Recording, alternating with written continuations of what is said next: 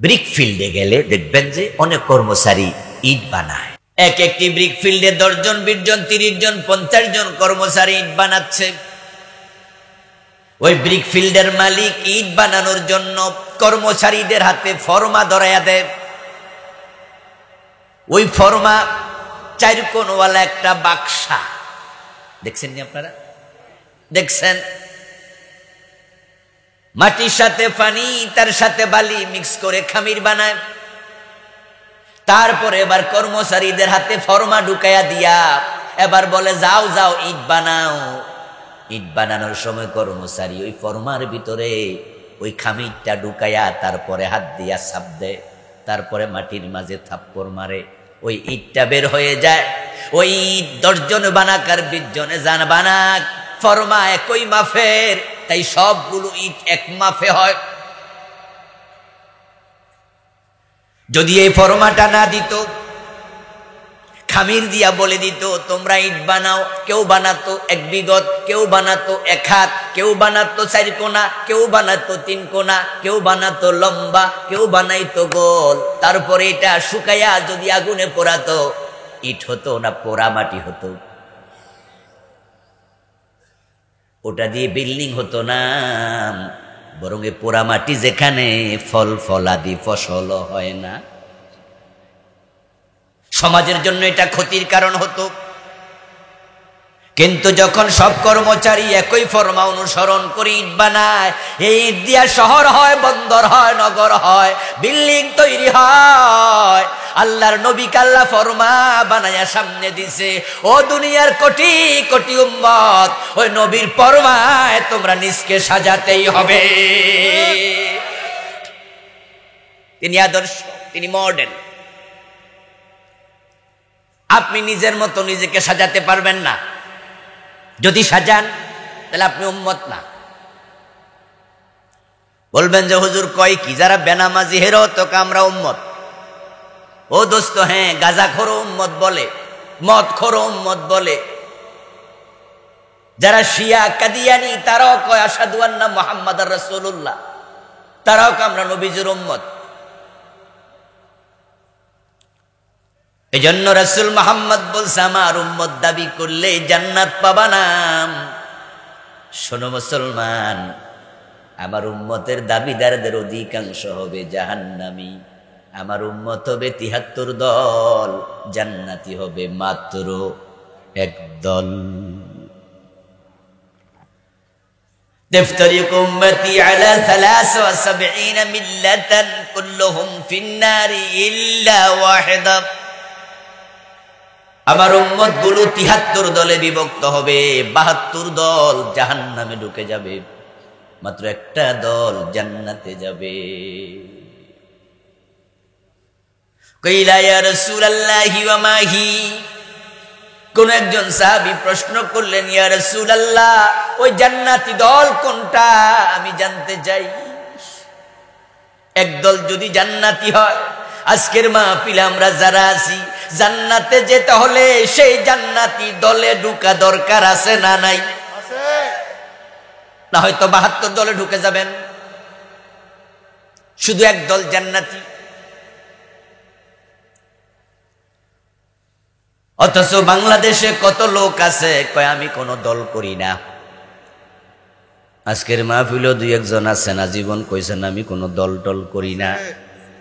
কত খতিব আছে, ফির আছে, কত বক্তা আছে, ইমাম আছে, হুজুর আছে, হেরা আরো বুক ফুলাইয়া কয় আমরা কোনো দল করি না। এটা কইরা গর্ব করে। অথচ রাসূল বলে 1 দল জান্নাতি। তাহলে বেডা যদি দল না করে, বেডা আছে কই? এই দলে তো নাই। খুব বিপদ কিন্তু। ও দোস্ত, রাসূলুল্লাহর উম্মত 73 দল, কথাটা আমি বললাম না, রাসূল বললেন, হাদিস ন। আমার উম্মত 73 দল। তা আপনার ইমাম সাহেব যে বলছে আমার কোনো দল নাই, আমি কোনো দল করি না, তো উনি উম্মতের ভিতরে পড়ছেন না বাইরে? তো কার পিছে নামাজ পড়তেছেন? এটা তো উম্মতে না।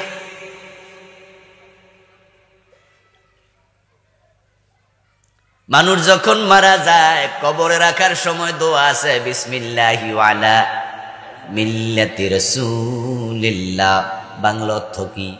আল্লাহর নামে তোমাকে রাসূলের দলে তুলে দিলাম, বিসমিল্লাহি আল্লাহর নামে, ওয়া আলা মিল্লাতি রাসূলিল্লাহ রাসূলের দলে।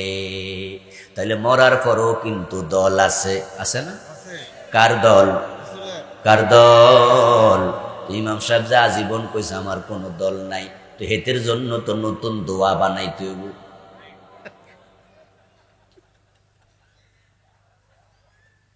সাবধান মুসলমান, এটাকে হাসির জিনিস বানায়েন না। যদিও একটু হাসি আসে তো কারণ বাস্তবতার সাথে তো মিলে। অথচ রাসূল বলল এই দোয়া পড়ে কবরে দিও, কারণ আমার দলে না আসলে জান্নাত মিলে না।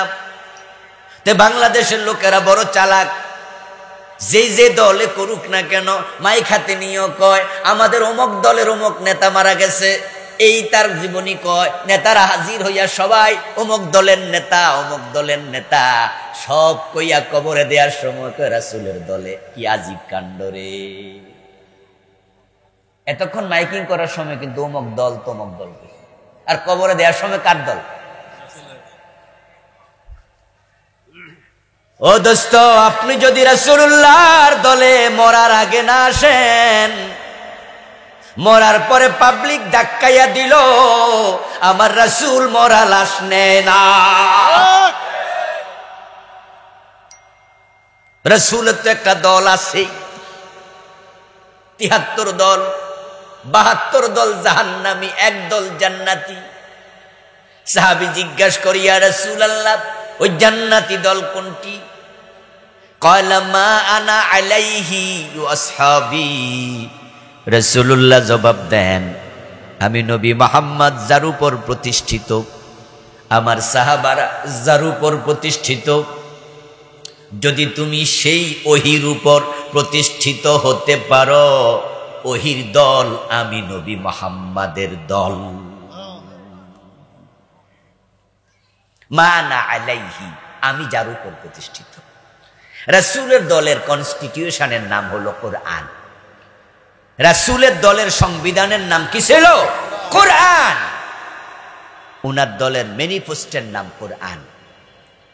সাহাবীদের দলের ম্যানিফেস্টো সংবিধানের নাম কোরআন।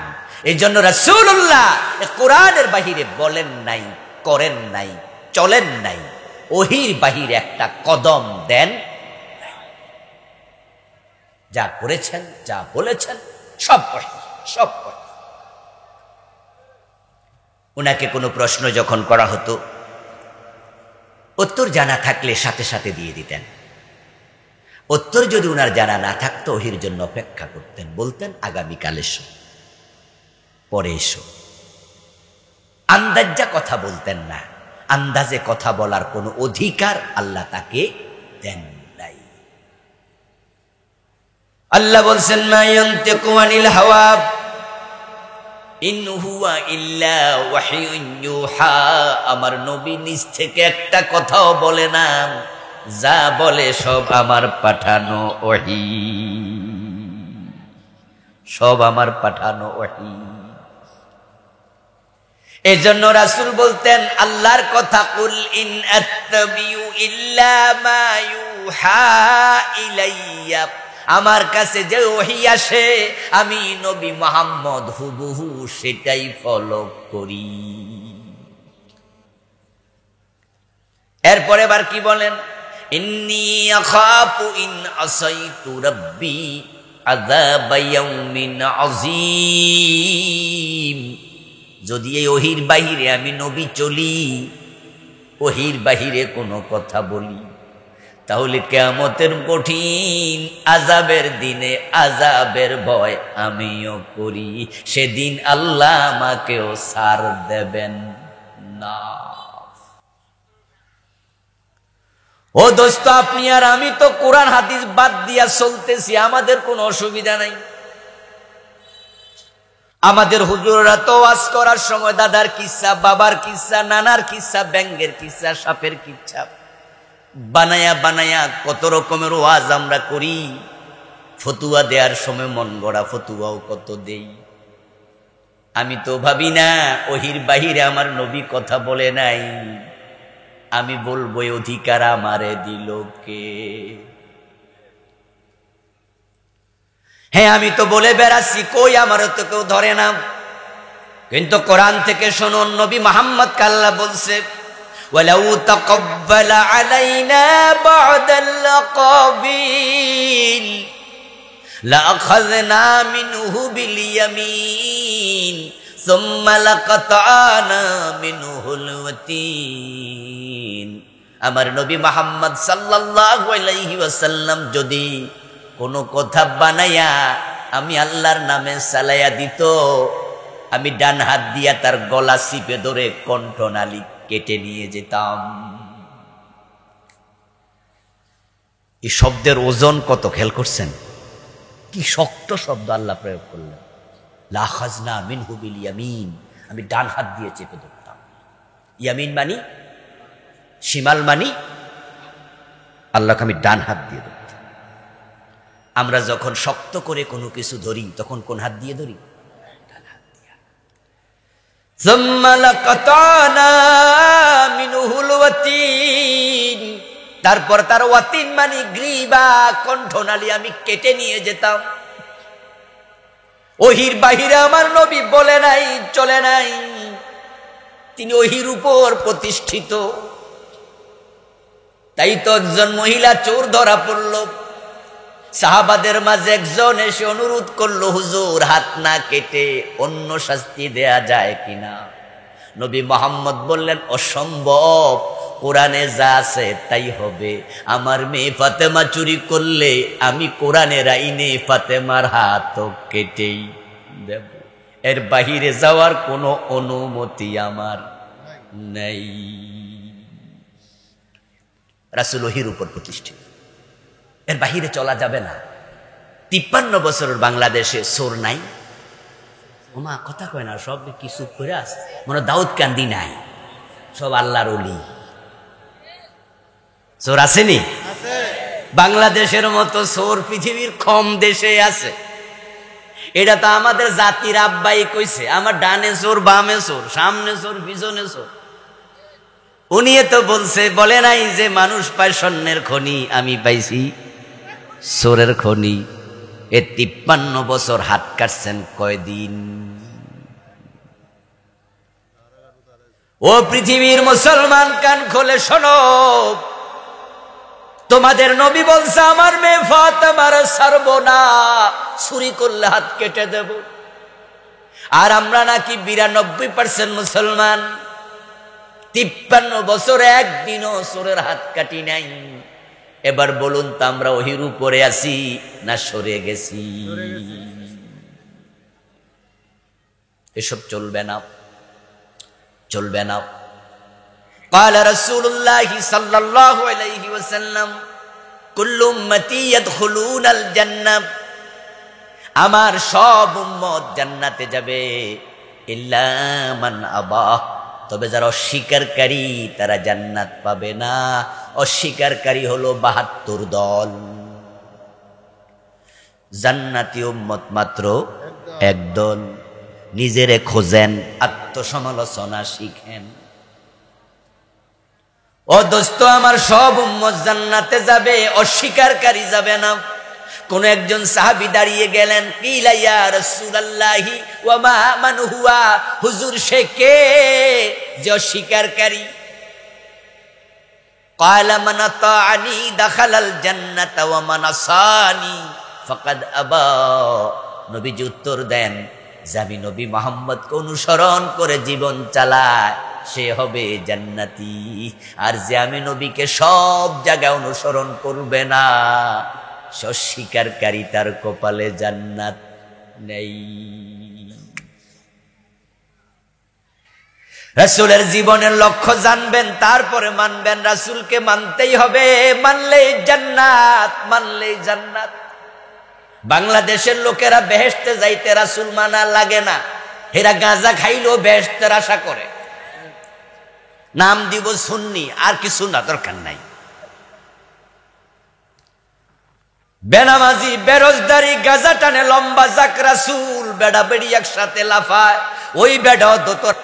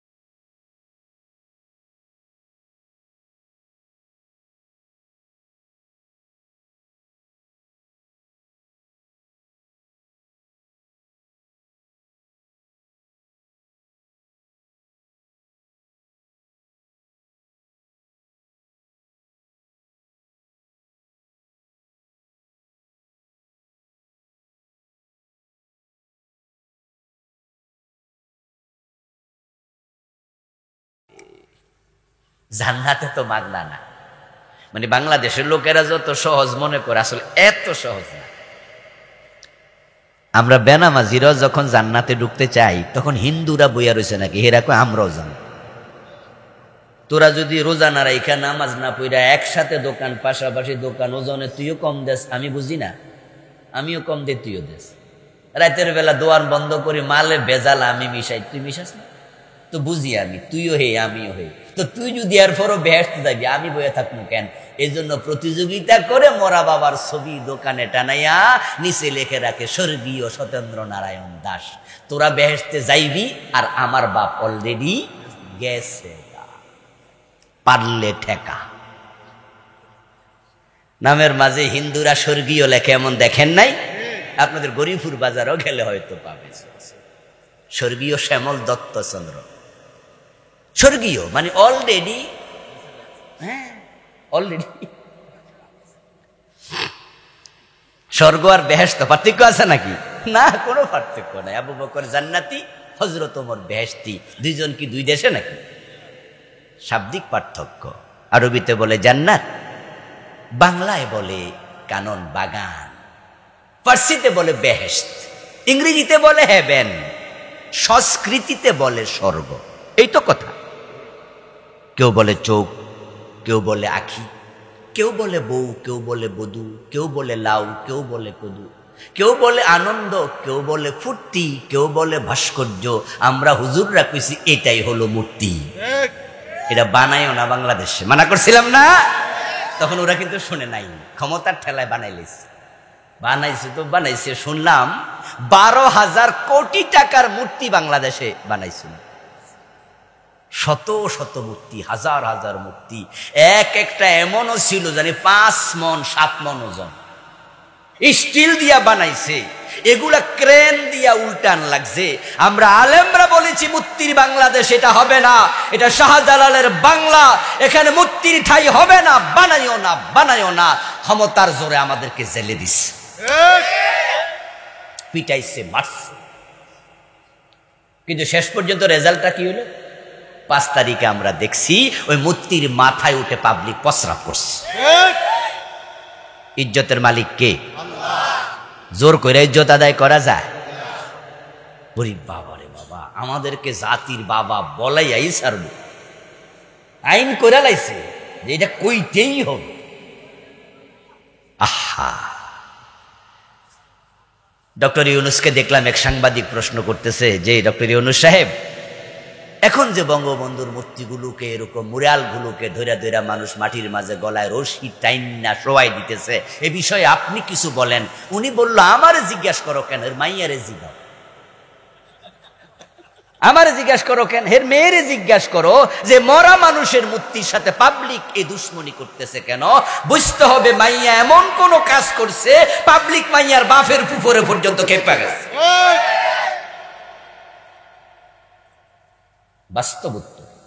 বাস্তবে হতে, কারণ বঙ্গবন্ধুর প্রতি আমাদের বাংলাদেশের মানুষের একটা সফট কর্নার এমনিও আছে। উনি স্বাধীনতার স্থপতি এবং তিনি 7ই মার্চের ভাষণে বাংলাদেশের স্বাধীনতার ডাক দিয়েছিলেন। যেভাবেই হোক সেটা দিয়েছেন, ইতিহাস বলে। স্বাধীনতার পিছনে তার ভূমিকা ছিল, আমরা অস্বীকারও করি না। এরপর একজন মুরব্বী মানুষ, উনার মূর্তির গলায় রশি লাগবে কেন, মাথায় প্রস্রাব করবে কেন? কারণ তোমরা বেশি বাড়াবাড়ি করেছ, তোমাদের নেতাকে আমাদের মাথায় চাপিয়ে দিয়েছ।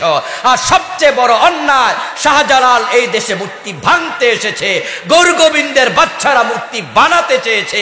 আমরা শাহজালালের উত্তরসূরি, আমরা গৌর গোবিন্দের মতো মূর্তি বানাতে দিতে পারি না।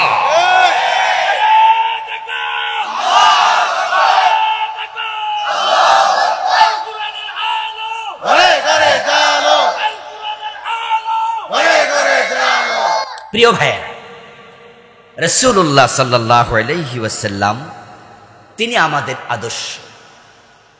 তাই ওনার জীবনের সাথে আমাদের জীবনের মিল হওয়া লাগবে। মনে রাখবেন, আপনি যত ভালো কাজই করেন নবীজির সাথে মিলবে না, এটার মূল্য আল্লাহর কাছে 1 পয়সাও নাই। বিশেষ করে বাংলাদেশে যতগুলো বেদাত আছে, অনেকগুলো বেদাত কিন্তু দেখতে অনেক ভালোই লাগে, মজা মজা লাগে। যেমন আপনি আজানের আগে পড়তেছেন আসসালাতু ওয়াসসালামু আলাইকা ইয়া রাসূলুল্লাহ, আসেনি কিছু পড়ছেন? আসসালাতু ওয়াসসালামু আলাইকা ইয়া নবিয়াল্লাহ, আসসালাতু ওয়াসসালামু আলাইকা ইয়া হাবিবাল্লাহ। আচ্ছা, রাসূলকে সালাম দেয়, শুনতে তো খারাপ লাগে না, তো ভালোই তো লাগে, রাসূলকে সালাম দিচ্ছে। আপনি বেদাত বলবেন ঈদে মিলাদুন নবী, রাসূলুল্লাহর জন্ম দিবসে মুসলমানরা একটু আনন্দ করতেছে, রাসূলুল্লাহ সাল্লাল্লাহু আলাইহি সাল্লামের ঈদে মিলাদুন নবী পালন করছে, জশ্নে জুলুস করছে, রাস্তায় নেমেছে, একটা মিছিল হলো, দেখতে তো ভালোই লাগলো, খারাপ কি? বেদাতগুলো দেখতে ভালো, কিন্তু আমার রাসূলের সাথে মিলে না। উনি এগুলো করেন নাই, সাহাবারাও করেন নাই। তাই আপনার ভালোর নাম আল্লাহর কাছে ভালো না। আল্লাহ মিলাবে আমার রাসূলের সাথে মিলল কিনা? কারণ তিনি হলেন মডেল, তার মতো হবে। আমার বউয়ের ব্লাউজ বানাবো, জামা বানাবো, আমরা আমাদের আলেমরা বউকে পাঠাই না টেইলারের কাছে, আমরা মহিলা টেইলারের কাছে হলো বলি জামা দাও, আমি দিয়ে আসি। সে বানাক, তুমি যাওয়া দরকার নাই, পর্দার প্রশ্ন। এখন আমি টেইলারের কাছে আমার বউয়ের জামা দিলাম, দিয়া বললাম যে ভাই অথবা বোন, আপনি এই জামার মাপে আমার ওয়াইফের জন্য একটা জামা বানাইয়া দিয়েন। আমি এটা রেখে আসার পরে টেইলারের দায়িত্ব হলো এবার পিতা নেবে, নিয়ে সে এখানে মাপবে, এখানে মাপবে, এখানে মাপবে। আমার আগের জামাটা ছিল যেমন, পরেরটাও হুবহু তেমন। হে যদি মহাব্বত কইরা 1 ইঞ্চি 5 ইঞ্চি বাড়াইয়া দেয়, দিয়া কয় হুজুর বাড়াইয়া দিছি, পয়সা লাগবো না, আপনি মহাব্বতের লোক নিয়ে যান, আমি খুশি হব। আমি বলবো মিয়া তোমারে বাড়াইতে কইলো কেডা? এখন যে তুমি বাড়াইছ, এখন বেড়ি হইলো চিকনা, জামা হইছে মোডা, 2 জন দোকান যাইব, হইলো ডাকিটা। ও দোস্ত, হানাফি মাযহাবের একটা ফতুয়া দিলে বুঝবেন একবারে সহজে। জোহরের নামাজ, আসরের নামাজ 2 রাকাত পড়ার পরে ফরজ আমরা তাহিয়াতু যখন পড়ি তখন আবদুহু ওয়া রাসূলুহু এ পর্যন্ত বলে আমরা দাঁড়াইয়া যাই। এখন কোন ইমাম যদি বলে আমি দুরূদ শরীফও পড়বো, সওয়াব বেশি হবে। হানাফি মাযহাব বলে 2 রাকাতের পরে যদি কেউ দুরূদ পড়ে তাকে সাউ সেজদা দিতে হবে। এবার আপনারা জবাব দেন, সাউ সেজদা শকে দেয় না জরিমানা? তো অপরাধ করলো কি? দুরূদ না পড়ছে, কাম তো বালা। দুরূদ শরীফ তো বালা জিনিস, তো জরিমানা কিসের? এবার বলুন তো যারা জানেন সাউ সেজদা দেয়া কি নফল না ওয়াজিব? ওয়াজিব তরক করলে কবিরা গুনাহ হয়। আপনি দুরূদ শরীফ পড়লেন, আপনাকে বলা হচ্ছে সাউ সেজদা দে, জরিমানা দাও, না দিলে নামাজ বাদ। প্রশ্ন শুধু একটা, কেন? উত্তরও একটা, আমার রাসূল এখানে আবদুহু ওয়া রাসূলুহুর বেশি পড়ে নাই, তুমি আর বেশি পড়ার কোনো অধিকার রাখো না। মাগরিবের নামাজের ফরজ কয় রাকাত? 1 মুরব্বি 3 রাকাত পইরা ওঠে না, সালাম ফিরায় না, দাঁড়ায়া আরেক রাকাত পড়ছে। পাশে বসা এক ইয়াং ছেলে খেয়াল করছে, একবারে পাশে বসা, কিরে চাচা যে মাগরিব 4 রাকাত পড়ে লাইলো। হে ধরছে নামাজের পরে, চাচা ভুল করছেন তো, মাগরিব তো আপনার 4 রাকাত হয়ে গেছে। চাচা কয় তোরটা তুই পড়, আমি বুঝা শুনে পড়ছি। এবার তো ইয়াং ছেলে কয় সারছে কাম, এটা কোন বুঝ না তরমুজ। চাচা আপনি কি বুঝা করছেন? কয় তোরটা তুই পড়, কইছি না? কয় চাচা আমি কি কামড়াইছি আপনারে? রাগ করেন কেন? কোন না, সমস্যা। কই যে ভাতিজারে, যৌবন কালে কত নামাজ কাজা করছি, সরকারি চাকরি করছি, ব্যস্ত জীবন কাটাইছি, কত নামাজ যে ফাঁকে গেছে হিসাব নাই। তাই কয় বছর আগে রিটায়ারমেন্টে গেছি, বছর 2 হলো সিদ্ধান্ত নিছি, তখন থেকে হুজুর 3 রাকাত পড়ুক, আমি 1 রাকাত বাড়াইয়া দিমু, আগেরটি কিছু হইল কাফারা আদায় হোক। এই কথা শোনার সাথে সাথে ইয়াং ছেলে বলে চাচা গজব করছো, 2 বছরেরটি আবার পড়ো, কারণ তোমারে 3 রাকাত তো শেষ, আমও নাই সালা শুদ্ধা।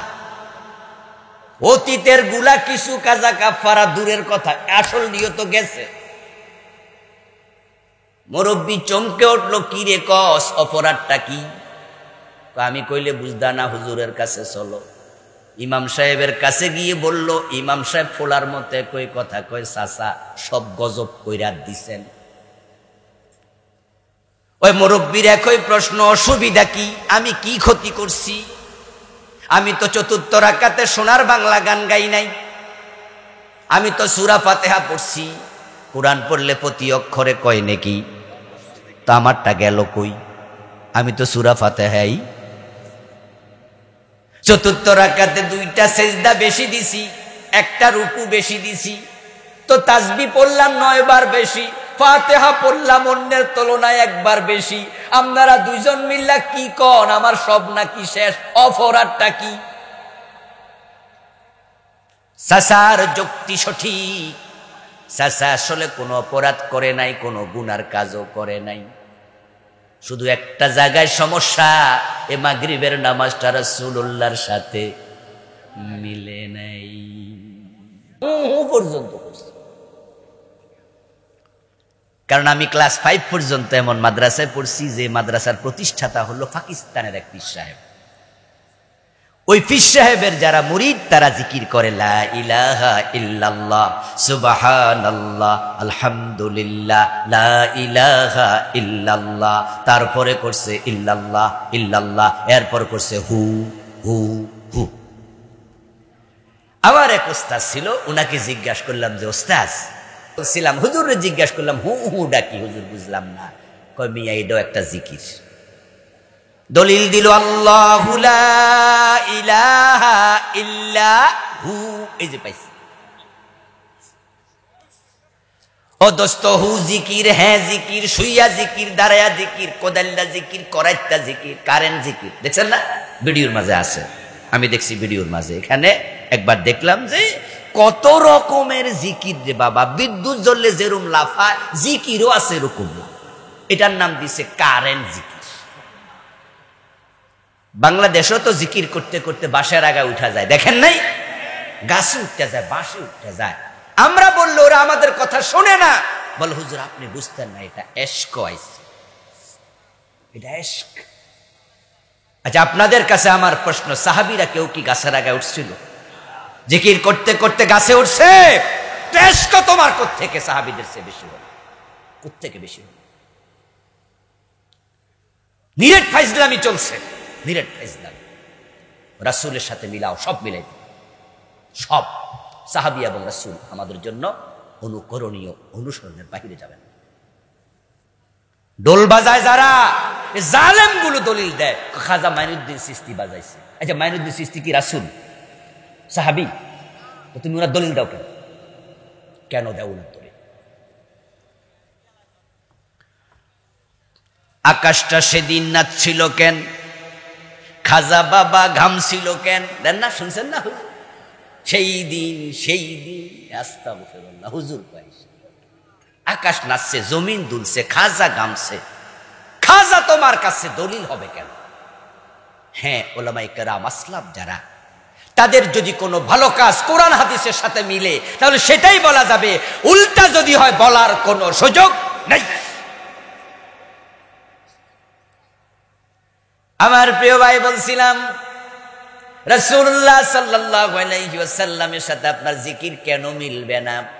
এই যে ইল্লাল্লাহ ইল্লাল্লাহ করতেছেন, আমার রাসূল জীবনে ইল্লাল্লাহ জিকির একদিনও একবারও করেন নাই।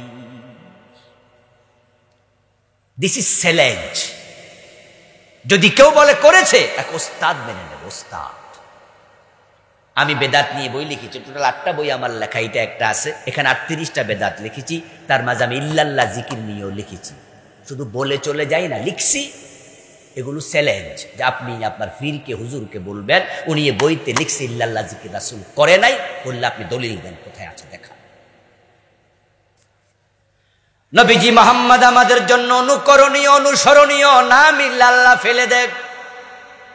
এখন রাসূলুল্লাহর জীবনের লক্ষ্য কি সেটা আমরা জানলাম কয়জনে?